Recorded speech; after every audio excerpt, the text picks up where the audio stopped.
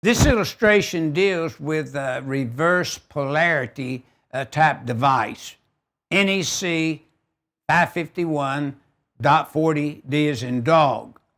The purpose of the change was to provide a new subdivision.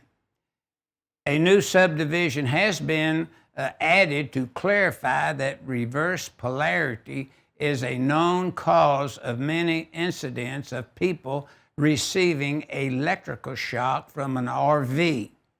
The chance of having reverse polarity to the RV is increasing because RVs are often plugged in at locations other than RV campgrounds. These sources of power, unknown to the RV consumer, can have reverse polarity on the connections to the receptacle and so forth, used, the power source. Reverse polarity incidents are also more prevalent because customers use non-listed adapters that can be inserted backwards at the receptacle. Reverse polarity indicating devices are readily available. Now, let's review your power source to the left of the RV. The call-out power supply, 120 volts, yeah, you could have that type of a supply. 120 240 volt systems, you could have that in accordance with 551.40.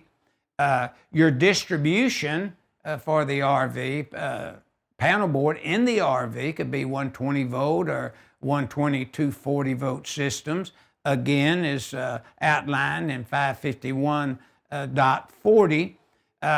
And of course, if you review the note with me, it states a reverse polarity indicating device providing a continuous visible or audio signal is outlined in 551.40b and must be installed in the RV so that when you plug in, it'll let you know if you have a reverse polarity where you could receive electrical shock because it's throwing maybe current on the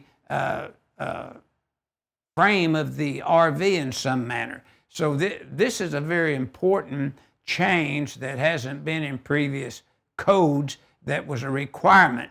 So we'd want to look at that very carefully. And of course, as kind of a little reminder here is that all your 15 and 20 amp 120 volt receptacles shall be GFCI protected, but is outlined in 551.71F is in fun.